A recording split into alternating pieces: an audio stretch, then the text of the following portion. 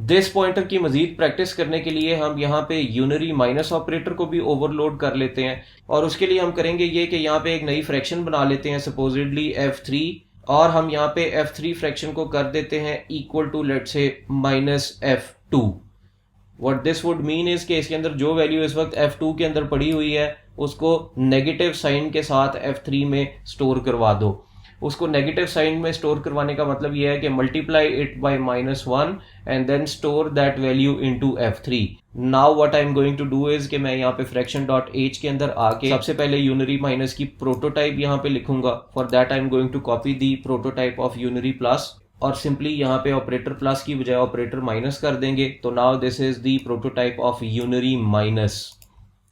इसकी डेफिनेशन करने के लिए फ्रैक्शन डॉट सीपीपी में आके यही वाली जो आपके पास डेफिनेशन ऑपरेटर प्लस की पड़ी हुई है इसी को कॉपी करके यहाँ पे पेस्ट कर लेते हैं, and now we are going to overload it for operator minus.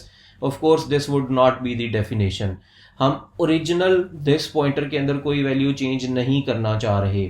हम ये चाह रहे हैं कि जब माइनस का ऑपरेटर कॉल हो यूनरी सेंस के अंदर तो नेगेटिव वैल्यू सेव हो इनटू द ऑब्जेक्ट f3। हम f2 की वैल्यूज यहाँ पे चेंज नहीं करना चाह रहे। तो what I am going to do now is कि मेन के अंदर आके जितनी भी स्टेटमेंट्स लिखी हुई हैं इन सबको डिलीट करते हैं और वन बाय वन देखते हैं कि हर स्टेटमेंट के अगेंस्ट क्या एक्शन परफॉर्म होगा। उसके लिए एक साइड पे कंपाइलर रख लेते हैं, एक साइड पे हमारे पास व्हाइट बोर्ड है। वन बाय वन अब मैं यहाँ पे स्टेटमेंट लिखूंगा। फॉर एग्जांपल यहाँ पे एक मैं फ्रैक्शन बना रहा हूँ विच इज f1 और इसके अंदर वैल्यूज रखवा रहा हूँ सपोजिटली 5/9। इस स्टेटमेंट के अगेंस्ट यहाँ पे एक ऑब्जेक्ट क्रिएट होगा जिसका नाम होगा f1 और इसके न्यूमरेटर और डिनोमिनेटर में जो वैल्यूज पड़ी होंगी दे वुड बी 5 and 9। यहाँ पे हम एक और स्टेटमेंट लिखते हैं लेट्स से फ्रैक्शन f2 और f2 के अंदर हम वैल्यू स्टोर कराते हैं सपोजिटली 4 and 7। इसके अगेंस्ट यहाँ पे एक और ऑब्जेक्ट क्रिएट होगा and that object would be f2 और f2 के न्यूमरेटर और डिनोमिनेटर में वैल्यूज जो स्टोर्ड होंगी दे वुड बी 4 and 7। अगली लाइन में हम एक स्टेटमेंट लिखते हैं that statement is f1 is equal to -f2, यानी कि मैंने यूनरी सेंस के अंदर यहाँ पे एक ऑपरेटर माइनस को कॉल किया हुआ है और कॉलिंग जो यहाँ पे राइट साइड की होगी that would be like this f2 dot operator minus with no parameter as an input. Right side पे आपके पास जो एक कॉलिंग हुई है इसके अगेंस्ट जो दिस पॉइंटर है that is pointing to the memory locations of f2।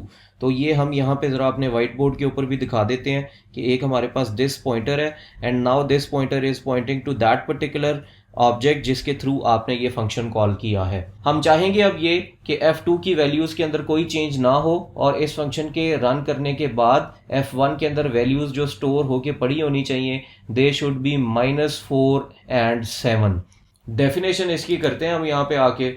Of course यहाँ पे हम f2 की मेमोरीज को एज सच रिटर्न करा के f1 में सेव नहीं करवाना चाह रहे, यानी कि हम यहाँ पे रिटर्न स्टैटिक दिस नहीं करना चाह रहे। हम f2 के न्यूमरेटर की वैल्यू को चेंज करके रिटर्न करवाना चाह रहे हैं इन सच अ वे कि f2 के न्यूमरेटर की वैल्यू इटसेल्फ चेंज भी ना हो। तो मैं यहाँ पे एक और फ्रैक्शन क्रिएट कर रहा हूँ res और इसको मैं करना चाहूँगा equal to the values of f2। res के अंदर मैं f2 की वैल्यूज को स्टोर कराना चाह रहा हूँ। तो one way of doing this is कि मैं यहाँ पे एस्टेरिक दिस लिख दूंगा। तो इस कॉलिंग के अगेंस्ट यहाँ पे एक टेम्पररी ऑब्जेक्ट क्रिएट होगा। इसको मैं व्हाइट बोर्ड पे शो कर देता हूँ कि एक मेरे पास ऑब्जेक्ट res बनेगा और इस res के अंदर ले जाके मैंने वैल्यू स्टोर कराई हैं दिस पॉइंटर की, और दिस पॉइंटर की वैल्यूज़ का मतलब ये है कि f2 की वैल्यूज़ मैंने यहाँ पे स्टोर कराई हैं, यानी कि मैंने यहाँ पे 4/7 स्टोर करवा लिया है।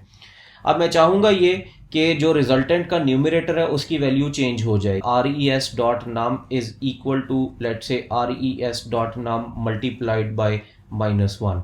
What this would do is कि यहाँ पे जो आपके पास रिजल्टेंट का न्यूमरेटर है इसके अगेंस्ट जो 4 वैल्यू स्टोर्ड होगी इसके अगेंस्ट जो वैल्यू अब स्टोर कराएगा दैट वुड बी -4। हमने डिनोमिनेटर रिजल्टेंट को चेंज नहीं करना and I simply have to return a fraction from here and that fraction would be the fraction जो कि res में स्टोर्ड है। That is why I would not be returning this pointer over here, I would be returning the value of res। Main के अंदर जब आप आएंगे तो ये res अपनी वैल्यू रिटर्न करवाएगा to the left side of the equality, और लेफ्ट साइड के ऊपर क्योंकि आपने f1 लिखा हुआ है तो now what would happen is कि f1 में जो जाके वैल्यू स्टोर होंगी वो होंगी exactly equal to res। White board के ऊपर आके ज़रा इसको देख लीजिए। यहाँ पे अब F1 के न्यूमरेटर के अंदर वैल्यू +5 नहीं पड़ी होगी, दैट वुड बी -4। और यहाँ पे डिनोमिनेटर के अंदर जो वैल्यू पड़ी होगी that would not be equal to 9, that would be equal to +7। ये देखने के लिए कि ये काम ठीक हुआ है, now I am going to display the values of F1, यानी कि मैं यहाँ पे F1 डॉट डिस्प्ले करना चाहूँगा, and I am going to display the values of F2, यानी कि मैं यहाँ पे F2 डॉट डिस्प्ले करना चाहूँगा। प्रोग्राम को रन करते हैं and what is expected now is के F1 के अंदर वैल्यूज पड़ी होनी चाहिए -4/+7 और F2 के अंदर वैल्यूज पड़ी होनी चाहिए +4/+7। प्रोग्राम को रन करते हैं एंड यू वुड सी कि एक्चुअली यहाँ पे जो वैल्यूज पड़ी हुई हैं they are the correct values. F1 में वैल्यू पड़ी हुई है -4/7, जो कि हमने यहाँ पे व्हाइट बोर्ड के अंदर ऑब्जेक्ट के अंदर भी -4/7 ही रखवाई हुई थी, और F2 के अंदर जो वैल्यू प्लेस्ड है that is this one, and that value of course is +4/7, जैसे कि ये +4/7 आपको यहाँ पे भी नजर आ रही है ऑन दिस पेंट। तो this was a bit of an idea of this pointer. This pointer बड़ा यूजफुल पॉइंटर है, ये हमेशा उस पर्टिकुलर मेमोरी को पॉइंट करेगा जिसके थ्रू आपने फंक्शन कॉल किया है। हम इसको आगे आने वाली वीडियोस में भी बड़ा एक्सटेंसिवली इस्तेमाल करेंगे, और इस कॉन्सेप्ट को समझने के लिए आपको थोड़ी बहुत दिस पॉइंटर की प्रैक्टिस करनी पड़ेगी। Thank you very much, see you in the next video.